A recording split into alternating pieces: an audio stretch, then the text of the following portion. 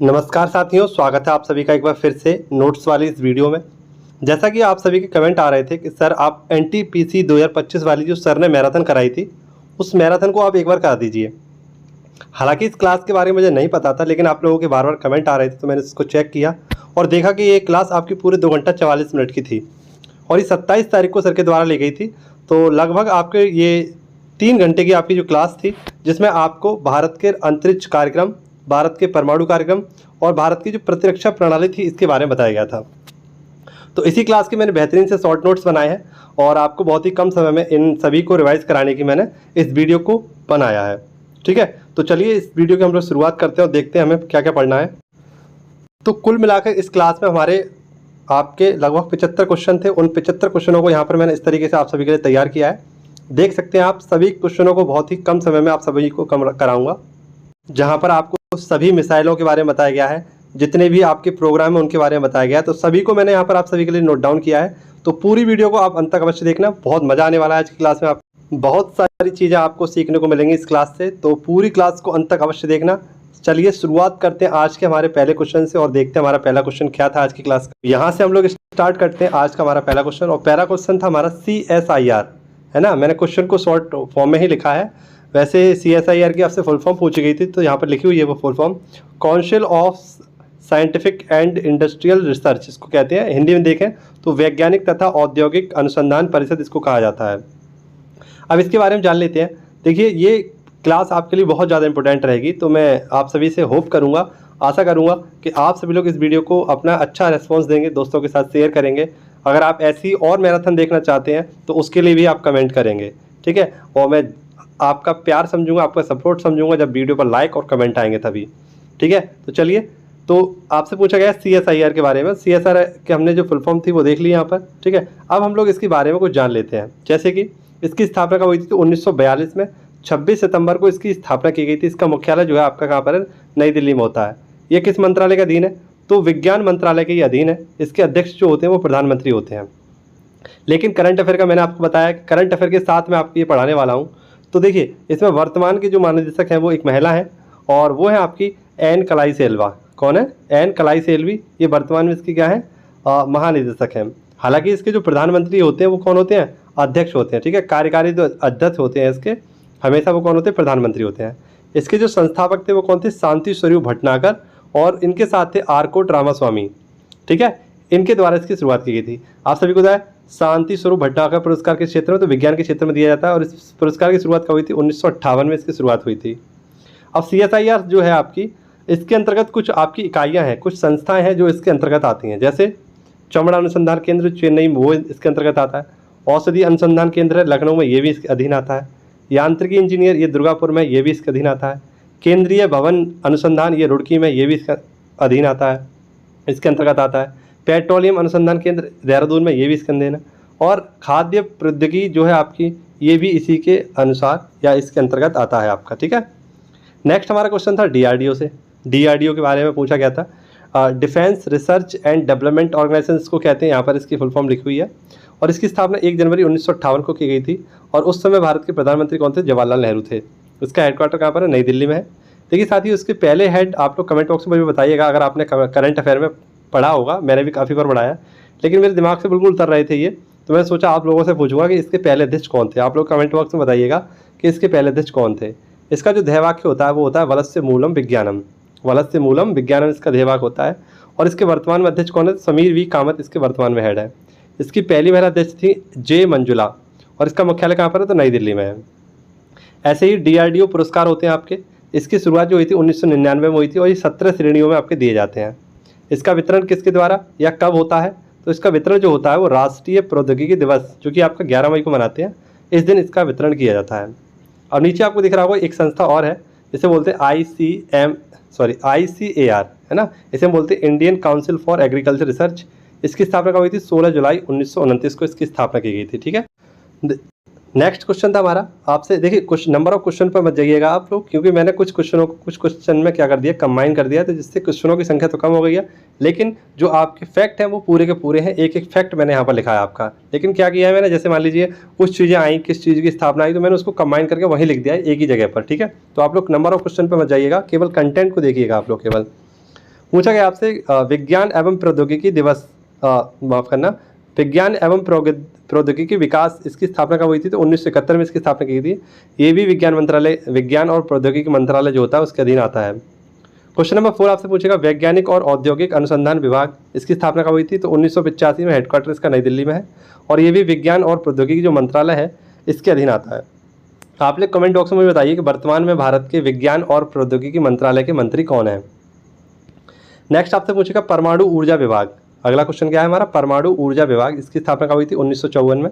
और इसके कार्यक्रम के जनक कौन थे? तो परमाणु ऊर्जा जो होता है इसके कार्यक्रम के जनक थे होमी जहांगीर बाबा। परमाणु ऊर्जा आयोग की स्थापना कब हुई थी? तो 1948 में हुई थी और 1954 में परमाणु ऊर्जा विभाग के ये अधीन आ गया था। ठीक है, कौन? तो परमाणु ऊर्जा आयोग। नेक्स्ट आपसे पूछे इसके अधीन और अन्य कुछ संस्थाएं हैं, जैसे आपका बार्क, जिसे हम लोग क्या बोलते हैं, भाभा एटॉमिक रिसर्च सेंटर, ये ट्राम्बे में, इसकी स्थापना 1954 में की गई थी। इंदिरा गांधी राष्ट्र परमाणु अनुसंधान केंद्र, जिसे हम IGCAR बोलते हैं, ये कलपक्कम, ये आपका तमिलनाडु में, ये भी इसी का अधीन है। ठीक है, और जैसे आपसे एक चीज़ और बता दूं, उसके बाद ही आपको बताऊंगा, एक और आपका ये है राजा रमन्ना प्रौद्योगिकी केंद्र, ये भी इसके अंतर्गत आता है, ये इंदौर में है। भारत में कुछ परमाणु संयंत्र हैं, इन्हें देख लीजिए। जैसे कि आपसे पूछा जाए रावत भाटा कहाँ पर? राजस्थान में है। नरौरा आपका यूपी में है। कुडनकुलम और कलपक्कम ये आपका तमिलनाडु में है।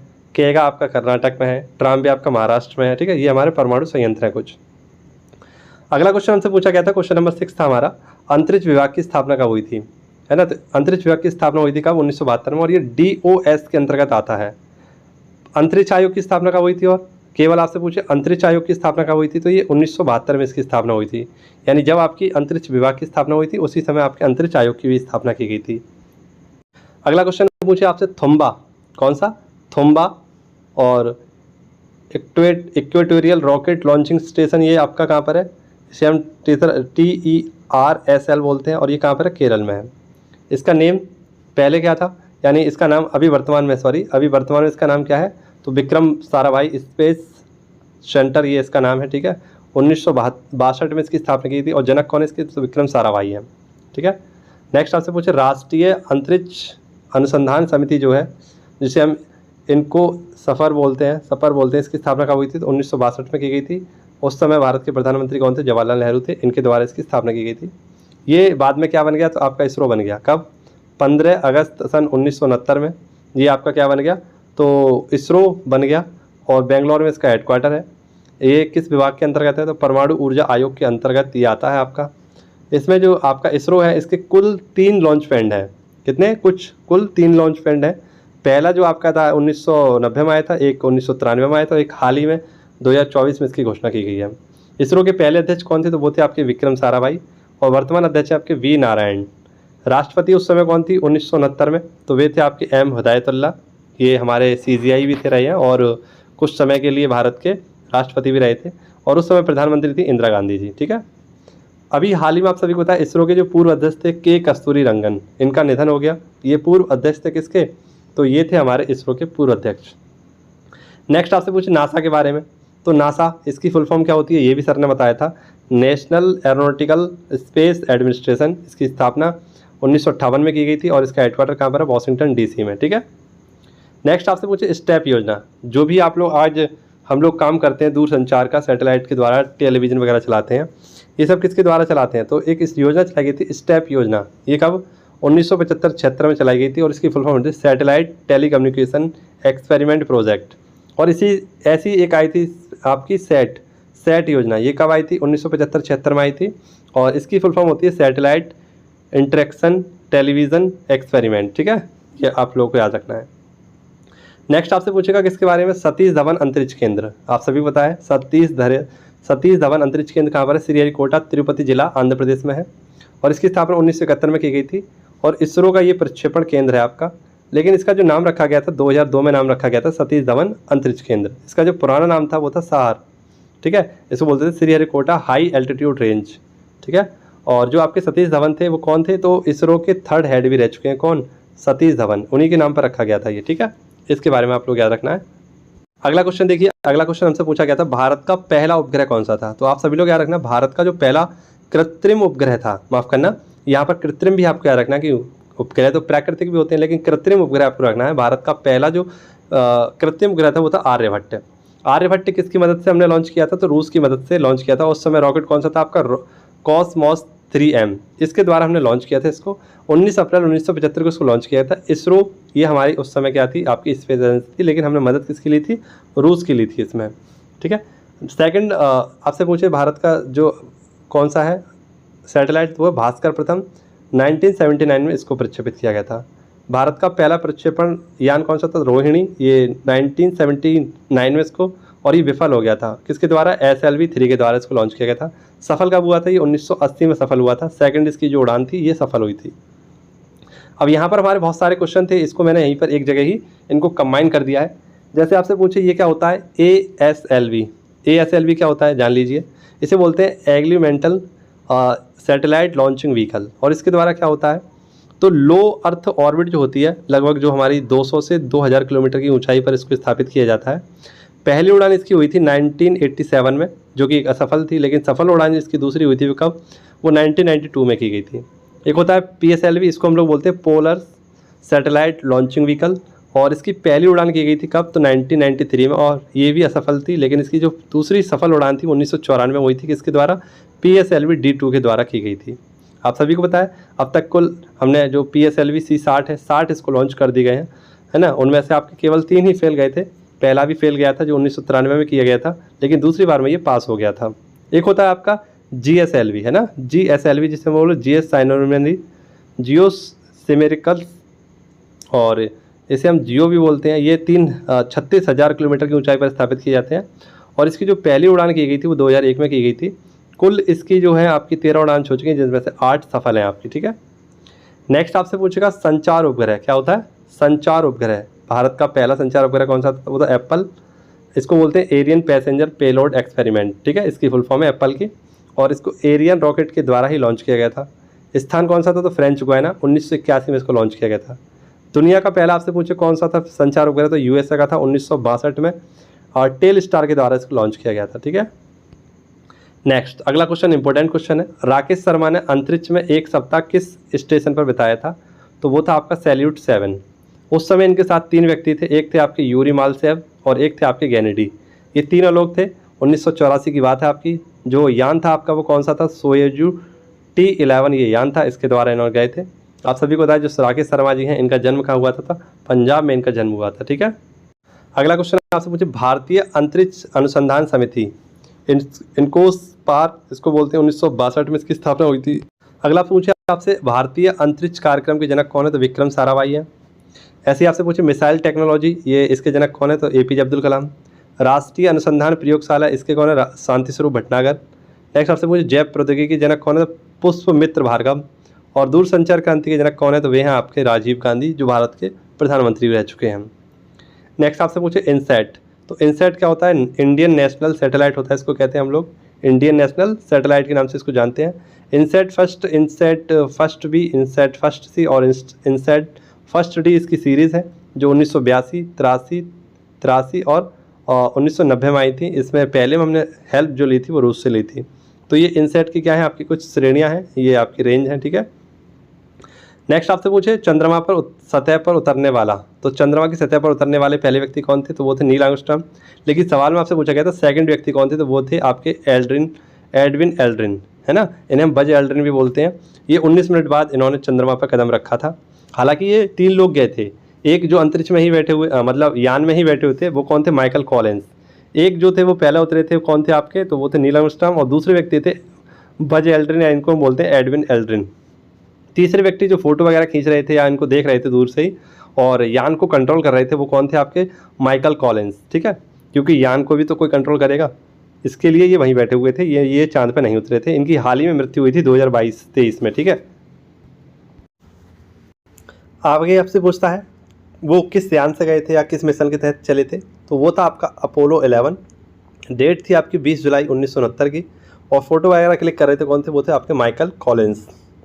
इसको हम ये किस स्थान पर उतरे थे? तो ये उतरे थे सी ऑफ ट्रैंक्विलिटी, इस स्थान पर ये उतरे थे, ठीक है। अगर आपसे पूछे कि चांद पर जाने वाला पहला यान कौन सा था? तो वो लूना 2 था। 1959 में ये रूस के द्वारा भेजा गया था। चंद्रमा का चक्कर लगाने वाला उपग्रह कौन सा था? तो वो था लूना 10, ये भी रूस का ही था। पहला निजी उड़ान किसने भरी है? तो मून एक्सप्रेस ये भी यूएसए का है, इसने सबसे पहला निजी उड़ान भरी थी चांद के लिए। और हाल ही में आपको पता है 2024 में भी एक निजी संस्था के द्वारा चांद पर लैंडिंग की गई थी, तो वो था ओडिशस। चांद पर अब तक कितने देश जा चुके हैं? तो आप सभी को पता है 5 देश। सबसे पहला गया था रूस, उसके बाद यूएसए, उसके बाद चीन, उसके बाद भारत, उसके बाद जापान, 5वां देश बना है। प्रथम मानव चलित वाहन कौन सा था? तो नासा का अपोलो 15 मिशन था, जो कि चांद पर मानव चलित वाहन था। ठीक है, अभी हमने थोड़ी देर पहले PSLV के बारे में पढ़ा था। इसे हम बोलते हैं पोलर सैटेलाइट लॉन्चिंग व्हीकल के नाम से जानते हैं। और जो पोलर सैटेलाइट लॉन्चिंग व्हीकल होता है, इसके 3 वर्जन होते हैं। एक होता है PSLV-G, जिसे बोलते हैं जेनेरिक, एक होता है PSLV-CA, जिसे बोलते हैं कोर अलोन, और एक होता है PSLV-XL, जिसे बोलते हैं एक्स्ट्रा लार्ज। जो G होता है आपका, ये लगभग आपका जो होता है 1550 ग्राम तक भार वजन ले जा सकता है। ये 1100 किलोग्राम वजन ले जा सकता है, और ये 1750 किलोग्राम ले जा सकता है। ये जो तीनों होते हैं आपके, वो 600 किलोमीटर की ऊंचाई तक इनको स्थापित किया जाता है PSLV के द्वारा। ठीक है, ऐसे आपसे पूछे एडुसेट क्या है? तो एडुसेट एक एजुकेशन सैटेलाइट है। 2004 में इसको लॉन्च किया गया था इसरो के द्वारा। ठीक है, नेक्स्ट आपसे पूछेगा इसरो का 100वां अभियान। 100वां अभियान पूछा गया है, ना कि 100वां आपका क्या रॉकेट के बारे में पूछा जा रहा है। इसरो का 100वां अभियान ये कब हुआ था? 2012 में। ठीक है, आप लोग इसके बारे में याद रखना, 2012 में हुआ था। PSLV-C के द्वारा फ्रांस और जापान ने इसमें सहयोग किया था। ठीक है, और इसमें नहीं सहयोग नहीं किया था, इसमें जो PSLV था, इसमें जापान और भारत, फ्रांस और जापान के भी रॉकेट इसमें गए थे, ये बात बताई गई थी। पहला अभियान कब चला गया था? 1963 में, ये साउंड रॉकेट के द्वारा, और नेम इसका रखा गया था नाइक अपाचे। ठीक है, नेक्स्ट आपसे पूछेगा मंगल ऑर्बिटल मिशन, इसे हम बोलते हैं MOM। क्या बोलते हैं हम लोग इसे? MOM। आप लोगों ने पढ़ा हुआ इसके बारे में। मंगल ऑर्बिटर मिशन कब गया था? तो 5 नवंबर सन 2000 को गया था। और भारत ने पहले ही जो प्रयास था उस पर अपना मिशन भेज दिया था मंगल पर 2013 में PSLV-C25 के द्वारा। ठीक है, और प्रथम प्रयास में ही सफल रहा था भारत। चौथा देश बना था मंगल मिशन के लिए जो पहुंचा था। पहला था आपका रूस, दूसरा था आपका नासा, तीसरा था आपका यूरोपियन स्पेस एजेंसी, और चौथा देश बना था आपका भारत। ठीक है, नेक्स्ट आपसे पूछेगा PSLV-C57। इसके बारे में आप लोग जानते होंगे कि द्वारा 2017 में 104 उपग्रहों को क्या किया गया था? लॉन्च किया गया था। इसमें सर्वाधिक उपग्रह किसके थे? तो यूएसए के थे। भारत के इसमें 3 उपग्रह थे। ठीक है, नेक्स्ट आपसे पूछो स्टूडेंट सैटेलाइट, इसका नाम क्या है? स्टूडेंट सैटेलाइट का तो कलाम सैट, APJ अब्दुल कलाम के नाम पर रखा गया है। ठीक है, और कब ये लॉन्च किया गया था? 2019 में PSLV-C44 के द्वारा इसके लॉन्च किया गया था स्टूडेंट सैटेलाइट को। नेक्स्ट आपसे पूछेगा भौतिक अनुसंधान प्रयोगशाला, इसे हम PRL बोलते हैं। ठीक है, और ये कहाँ पर आपकी अहमदाबाद में है। 1947 में इसकी स्थापना की गई थी, किसके द्वारा? तो विक्रम साराभाई के द्वारा इसकी स्थापना की गई थी। अगला क्वेश्चन पूछेगा पूर्वोत्तर अंतरिक्ष अनुप्रयोग केंद्र कहाँ पर है? शिलोंग मेघालय में है। स्पेस एप्लीकेशन सेंटर कहाँ पर है? अहमदाबाद में है। अगला क्वेश्चन आपसे पूछा गया था एंट्रिक्स कॉर्पोरेशन लिमिटेड, तो इसकी स्थापना कब हुई थी? 1992 में।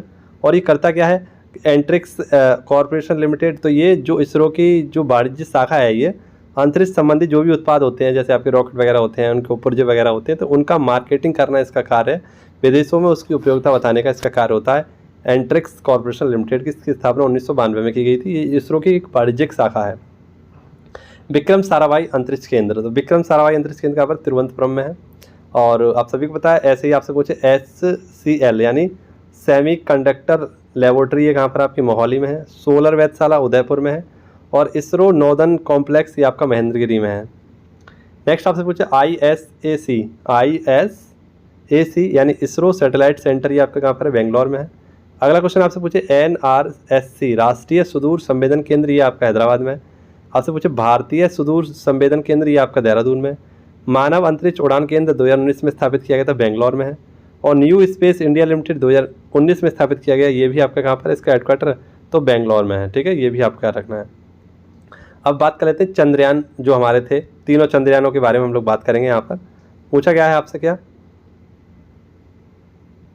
देखिए यहाँ पर आपसे पूछा गया है मंगल, अरे मंगल तो हो गया ना हमारा, PDF गड़बड़ा गई क्योंकि फ़ोन बहुत बुरी तरीके से हीट हो रहा है अभी इस वक्त जब मैं आपकी वीडियो को शूट कर रहा हूँ। और टाइम में अगर आपको दिखा पाता तो दिखा देता। रात के 12:30 बज रहे हैं जिस समय आपके लिए वीडियो शूट कर रहा हूँ, क्योंकि मुझे संडे स्पेशल के दौर में आपको ये वीडियो देनी थी, क्योंकि बहुत सारे कमेंट आ रहे थे। तो आप लोग इस मेहनत को समझ पा रहे होंगे। मैं अभी आपको स्क्रीन रिकॉर्डिंग करके दिखाता हूँ कि कितने बज रहे हैं। अभी देखो 12:30 बजने ही वाले हैं, लगभग 10 मिनट की कमी है केवल। और बनाते बनाते 1 बज जाएगा, एडिट करते करते आपके लिए, अपलोड करते करते इसको। तो इस वीडियो को आप लोग फुल सपोर्ट करिएगा, दोस्तों के साथ शेयर करिएगा, ठीक है। और हो सके तो वीडियो को लाइक जरूर करिएगा। पूछा गया है आपसे चंद्रयान फर्स्ट के बारे में। ये 2008 में आपका था, श्रीहरिकोटा आंध्र प्रदेश से इसको लॉन्च किया गया था। PSLV C11 के द्वारा किया गया था। ऐसे ही आपसे पूछे कौन सा, तो चंद्रयान 2 ये आपका 22 जुलाई 2019 को लॉन्च किया गया था। GSLV MK3 के द्वारा इसको लॉन्च किया गया था। इसमें जो आपका लैंडर था वो विक्रम था और जो रोवर था वो प्रज्ञान था। इसमें 650 और 50 वाट के ये थे आपके रोवर और लैंडर। अगर आपसे पूछे कि ये वाला जो आपका चंद्रयान जो 2 मिशन था ये क्या हो गया था, क्रैश हो गया था। और जहाँ पर ये क्रैश हुआ था ऐसा माना जाता है, इसका नाम रखा गया था तिरंगा।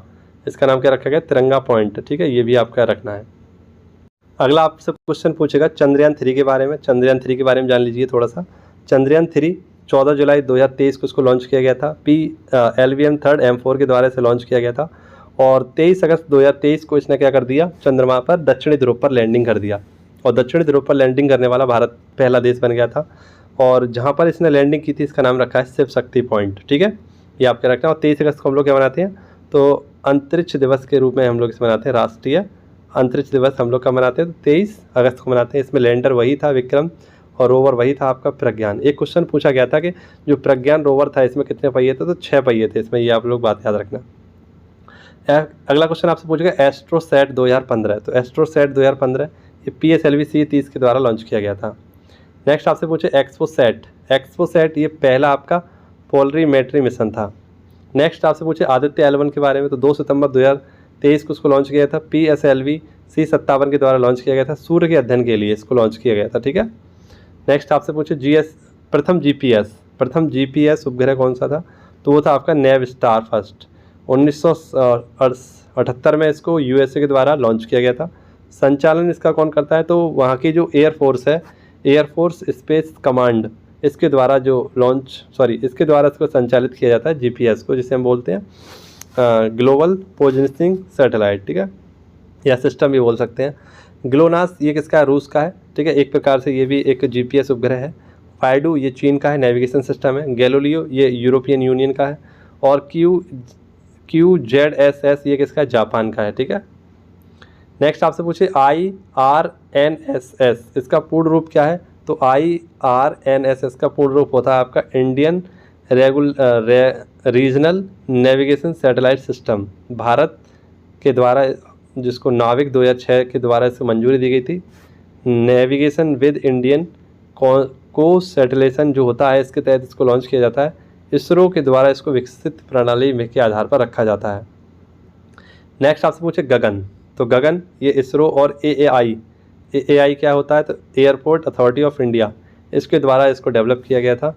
और GPS एड्स ऑफ जो एनिमेंटल नेविगेशन होता है, ये यानी हवाई यातायात जो होती है उसका संचालन करता है, उसको देख रेख करता है, जो ट्रैफिक वगैरह होता है उसको कंट्रोल करता है।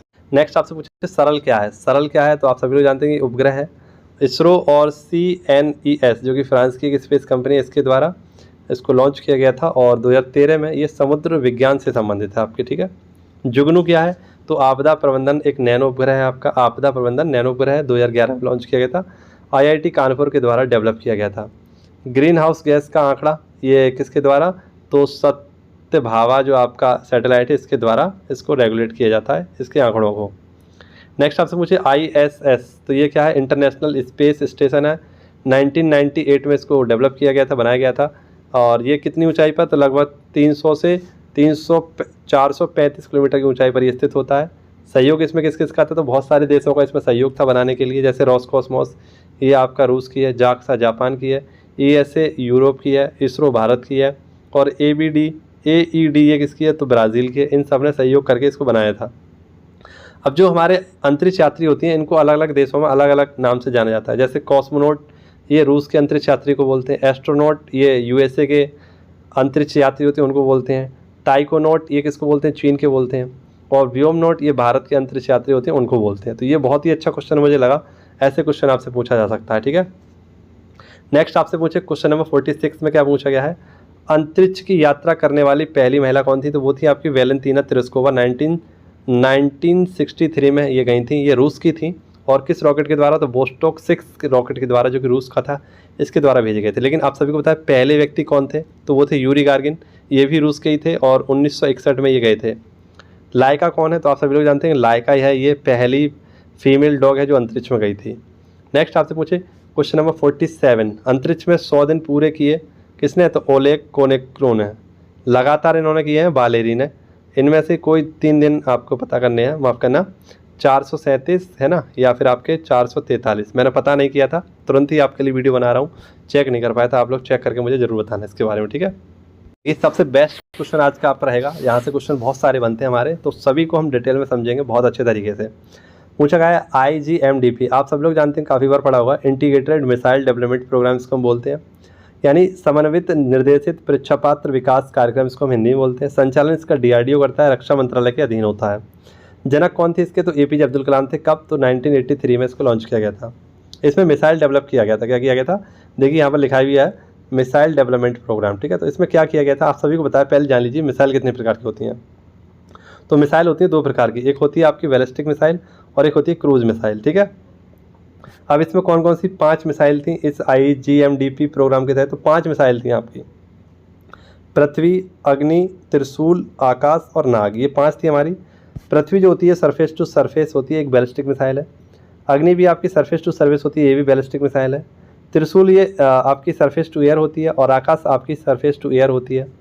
लेकिन नाग जो होता है आपको वो एंटी टैंक मिसाइल होता है, दागों और भूल जाओ प्रणाली पर कार्य करता है। और इसका जो हेलीकॉप्टर वर्जन है उसे हम लोग क्या बोलते हैं, तो हेलिना इसको हम बोलते हैं। नाग के हेलीकॉप्टर वर्जन को क्या बोलते हैं, हेलिना। अब जो हमारी बैलिस्टिक मिसाइल होती है इसकी 4 श्रेणी होती हैं। एक होता है शॉर्ट रेंज श्रेणी, एक होती है मीडियम रेंज श्रेणी और एक होती है इंटरमीडिएट और एक होती है इंटरकॉन्टिनेंटल। जो शॉर्ट रेंज की होती हैं वो आपकी लगभग 1000 किलोमीटर तक जा सकती हैं। जो मीडियम होती है वो 1000 से 3000 किलोमीटर तक जा सकती हैं। और इंटरमीडिएट जो होती हैं वो 3 से 5.5 किलोमीटर तक जा सकती हैं, मतलब 1000 में है। और जो इंटरकॉन्टिनेंटल होती है वो 5-5.5 हज़ार किलोमीटर से अधिक ये इसकी दूरी जा सकती हैं, जो हमारी बैलिस्टिक मिसाइल होती हैं, ठीक है। बैलिस्टिक मिसाइल कैसी होती है, तो ये बहुत ही नज़दीक ही चलती हैं, सतह के नज़दीक चलती हैं, इसलिए हम लोग क्या बोलते हैं, इसको बैलिस्टिक मिसाइल बोलते हैं। ये सीधी चलती हैं। लेकिन जो क्रूज मिसाइल होती है परवलयाकार चलती हैं, इस प्रकार से आपकी। आपसे पूछे जो पृथ्वी फर्स्ट का परीक्षण कब किया गया था, तो पृथ्वी फर्स्ट जो इसका परीक्षण किया गया था वो 1988 में किया गया था, श्रीहरिकोटा से। ये भारत की पहली स्वदेशी मिसाइल है। इसकी रेंज क्या होती है, तो 150 किलोमीटर तक की इसकी रेंज होती है और इसका पेलोड जो होता है वो 1000 किलोग्राम का होता है। इंडियन आर्मी में ये कब शामिल की गई थी, 1994 में इसको शामिल किया गया था। ऐसे पृथ्वी सेकंड भी ये भी इसका एक न्यू वर्जन है, ठीक है। और इसकी रेंज क्या होती है, 250 किलोमीटर से 350 किलोमीटर की होती है और इसका पेलोड होता है 1000 किलोग्राम। नेक्स्ट आपसे पूछे पृथ्वी थर्ड या पृथ्वी 3, इसकी रेंज क्या होती है, तो 350 किलोमीटर से 600 किलोमीटर की होती है इसकी रेंज और पेलोड इसका कितना होता है, तो 500 किलोग्राम का इसका पेलोड होता है। आपसे पूछे अग्नि फर्स्ट का परीक्षण कब किया गया, तो अग्नि फर्स्ट का परीक्षण किया गया था 1989 में और इसकी रेंज होती है 750 किलोमीटर से 1250 किलोमीटर तक की। अग्नि सेकंड इसकी रेंज क्या होती है, तो 2000 किलोमीटर से 2500 किलोमीटर तक की इसकी रेंज होती है। अग्नि 3 की जो रेंज होती है आपकी वो 3500 किलोमीटर तक की होती है। अग्नि 4 की जो रेंज होती है वो 4000 किलोमीटर तक की होती है। और अग्नि 5 की जो मिसाइल होती है, जिसे हम वेपन ऑफ पीस भी बोलते हैं, इसकी रेंज होती है आपकी लगभग 5000 से 6000 किलोमीटर की, ठीक है। तो ये रेंज थी किसकी, अग्नि की। अब बात कर लेते हैं किसकी, त्रिशूल की। तो त्रिशूल जो है इसका परीक्षण कब किया, 1989 में किया गया था। सतह से हवा में ये वार करती है और 9 किलोमीटर से ये 12 किलोमीटर तक की रेंज की होती है। हालांकि त्रिशूल जो है इसकी रेंज कम है, लेकिन ये सतह से हवा पर वार करती है, ठीक है, और बहुत ही घातक है आपकी। 1989 में इसका परीक्षण किया गया था।